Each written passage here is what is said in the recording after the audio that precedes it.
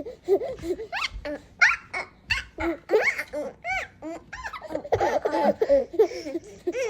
to all my friends out there in YouTube land. It's your good buddy Fantastic here. Welcome back to the channel. If you've been watching me, then you know by now that I no longer have an LCS, or a pull box, why don't we say it, an LCS. And although it's something I'm still trying to sort out, I may be choosing a new LCS soon, so stay tuned for that. In the meantime, I do have some holes to fill. That's what she said! In my collection. And to do that, I took advantage of some sales. And the first shipment came in. And this is from Midtown Comics. You know them. I would say that's a fairly recognizable name, countrywide, maybe even worldwide. Who am I to say? And I didn't realize, I guess I got a good deal because there's supposedly 42 items in this. So we're going to go through this as quickly as I can. I had a little trepidation ordering from Midtown because I have had issues in the past with them in terms of how things have arrived. But I'll say this, when I have had things arrive a little banged up, shall we say, they've been very good about refunding the money or replacing the item if they still have it. But I'm hoping that that's not the case here. So everything was in bubble wrap and then in the signature Midtown bags, taped very tightly to the point where I honestly thought it was almost a box itself. So let's see what I got. Bag number one. Okay, right off the bat, this was something I was trying to get and was kind of shocked when my box was disassembled. I didn't find it, which leads me to believe maybe it was never pulled. This is purely a cover buy, which I've been getting away from, but some of these I couldn't resist. They looked fun, and I liked how they looked in the previews. This is Avengers number 17, the disco variant. It's J. Scott Campbell Storm. It's a Disco Inferno, if you will. And what's something that nobody's been mentioning, at least to my knowledge, in the background you have other disco-sized characters there. I'm not a fan of disco music myself, but again, I thought some of the designs when I saw the previews were nice. Okay, this is, what number is this? They put it in backwards. One of the titles that I needed to complete was Rook Exodus, and it turns out it's the harder series to get. Oh no, it's not Rook, okay. This is another, as I slide it back in, this is another of the Ghost Machine titles. Hornsby and Halo, this is number 5. I'll be honest with you, this was when I was looking at the Ghost Machine previews way back when, again there's another one backwards, Hornsby and Halo is when I was kind of like, that sounds okay, but you know what, I figured I was getting the other Ghost Machines, let me look into it. Worst case, if I don't like it, I'm sure there's somebody who will. I could pass it on to, or maybe even sell. Here's Hornsby and Halo number 6. I don't know why they put these. Okay, this one is also backwards, but it's not a Ghost Machine. I'm just going to flip up the... Oh, I shouldn't do that. Never mind. I was going to say I should just flip up the board, perhaps. Here's a series I've been getting for a while. If you've been watching me, you know. Monstrous. This is issue number 57. I do have some pretty big holes. I'm going to have so much fun editing this video. I do have some pretty big holes left by Monstrous because I think I ended, or I should say my LCS cut me off at issue 50. I can't verify that yet, but yeah, I've been going back, and Monstrous, unfortunately, has been one of those titles that it's not well read, at least that I'm knowledgeable, at least that I know of. So when you find a back issue, it could get a little pricey. On a bright note, though, they're on break right now, so it might give me an opportunity to catch up. Wolverine Revenge number 5. I had gotten multiple copies of the first one. I didn't get it through my LCS. Hold on, another backwards one. Somebody tell me why Midtown does this. I'm sure there's a good reason. I hope there's a good reason. Monstrous number 56. This is, oh wow, this is a Peach Momoko cover. It looks Peach Momoko-like, I should say. I'll verify that later on and perhaps update you. Uncanny X-Men. One of the things I know that when I go back to pulls, I won't be getting any Uncanny. It's just not right now. I feel like the end of Krakoan era was a good point for me to end my Uncanny run. I'm not stopping all X-Men books, but Uncanny is one of them. But this is a great cover by Mr. David Mack. Issue number 13. Nice gambit. And Mack, as you may or may not know, is one of my favorite artists. I have a piece of his, I was looking like it was here at my office. We have a piece of his actually hanging up in our bedroom. Okay, and backwards once again. Rocketeers. This is issue number 5. Nice little Beatles homage. If you don't know what the Beatles are, kids, look it up. But let's be real. Most of the people, I think, at least I've seen online doing this, are around my age and probably know who the Beatles are. Okay, Hyde Street, number 3. Read the first issue actually this morning. Interested, I want to see where they're going with it. Okay, here is another disco variant, Deadpool, number 5. I should mention, you know how Midtown does sales. They were doing one of these things like if your book starts with a letter, I think it was like A through D, you have like a 10% off. So, Monstrous number 55.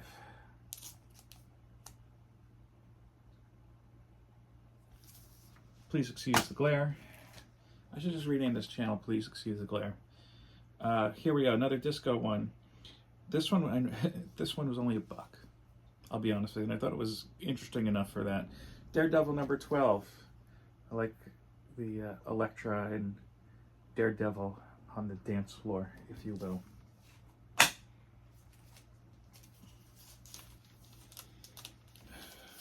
Midtown, you're killing me, bro.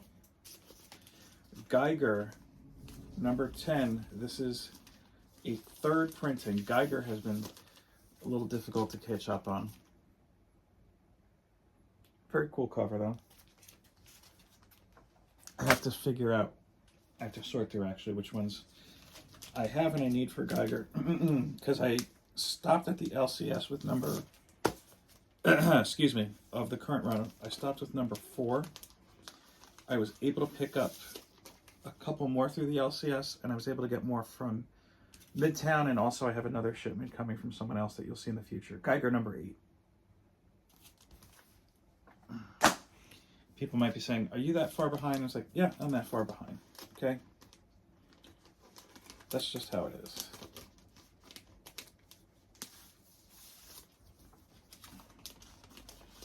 Again, I'm sorry, flipping around. Geiger number 6.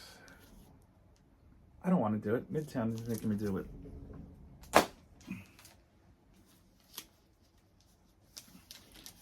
Why don't we just say hashtag Y, as in Y Midtown Y. Well, you can see it better than I can at this point. Hornsby and Halo number 4. So, I'll be able to catch up on Hornsby and Halo quickly. Hornsby and Halo number 3. So I will let you know if I like it or not. For those who care to find out. Hornsby and Halo number 1. I think this is a 2nd printing. I like when Ghost Machine does those yellow printings there. I should note that yesterday I had my son down here with me. He doesn't typically come down here. It was a nice little treat for him. Hornsby and Halo number 2. And I had thought, hey, let's try to do this video, and it did not work out. So right now everybody else is sleeping, I think. So I figured let me sneak away and shoot a video. Undiscovered Country, this is number 30. I think this is on a break now, but wrapping up soon. Decent series. It kind of lost its way, I think, in terms of with delays and whatnot. Okay, package 2, or bag 2, if you will. By the way, if you're watching, shout out your favorite LCS. I don't know if I'm going to be sticking local, to be honest with you. I have been talking to an LCS that's not in my state, and we'll see how that works. Okay, Laura Kinney, Wolverine #1. Cool cover. I like this.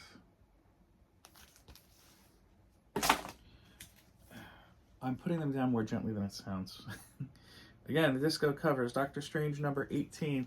This is just an awesome cover. Kind of reminds me of Klimt and the, what is that painting, the famous painting, the woman in the gold dress, woman in gold, and the kiss. Very cool. David Mack, by the way, has done some excellent, I don't know if you want to call them paintings. I don't think they're ever used for covers of, based off of Woman in Gold and the Kiss, actually lately, that I've almost purchased a couple times and stopped myself. And I'm proud of stopping myself because as much as I love David Mack, I have enough of his pieces. Okay, and not original pieces, prints. The Rook Exodus #6. That's a series that I didn't like. I didn't like the concept of, but when I checked it out, I liked more. And looking forward to, I think 6 is the last one if I'm not mistaken, but I'm looking forward to getting on that. Rook Exodus #5. This is a second or third printing. Again, the yellow and blacks work well. Second printing, cover D. I get it, Rook and a Scarecrow. I see what you're doing, Ghost Machine, and I appreciate it. And this is Rook #3, which it turns out I do have already, but this is a cover. This is a third printing, and that, I think that's Crow, if I'm not mistaken. No, not Crow. I forgot what the female's name on it. Wolf. There you go. It's all coming back to me now. So that may very well enter the giveaway pile. We'll see. The Rockefellers #4.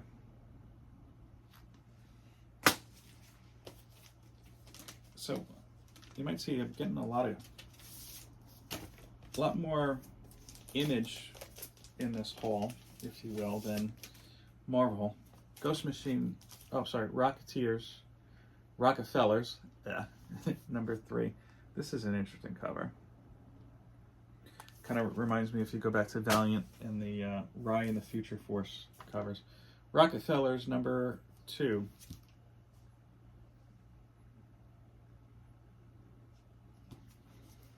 Again, kind of looks like Fantastic Four to me, but with more people.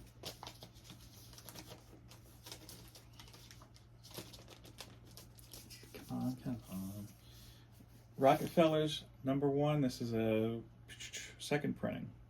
You know, I'll say this, for all the bitching I've done about Midtown putting their stuff in backwards, I do appreciate the little scanning barcodes that they have on their bags. I don't know why. It just seems cool to me. Okay, this is my favorite of the Ghost Machine titles, or it was. I only had 2 issues. Now I'm trying to catch up. This is #9. Red Coat, or #9, excuse me. My brain shut off for a second. Red Coat #7. Oh, this is, I was looking forward to this. This is the V. Ken Marion cover.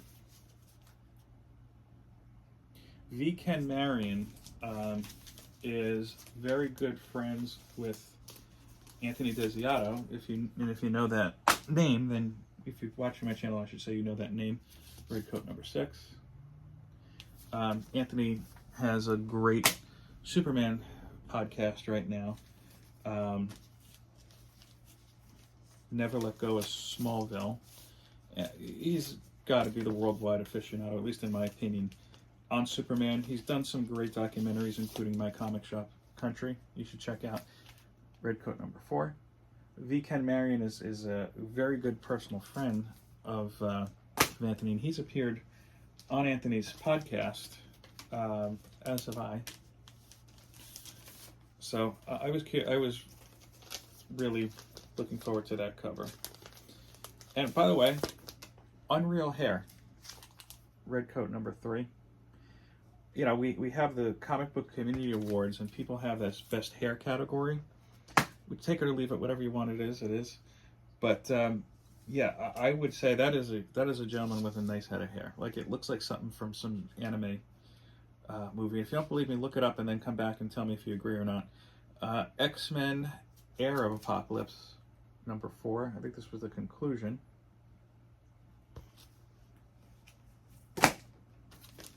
And this is one I didn't realize I had the couple of past issues, so some of those will wind up in the giveaway bin. This won't. This is an interesting one. X-Men: Heir of Apocalypse number 3. This is the Stormbreakers Nick Klein variant. I guess they were trying to work off of the Deadpool Wolverine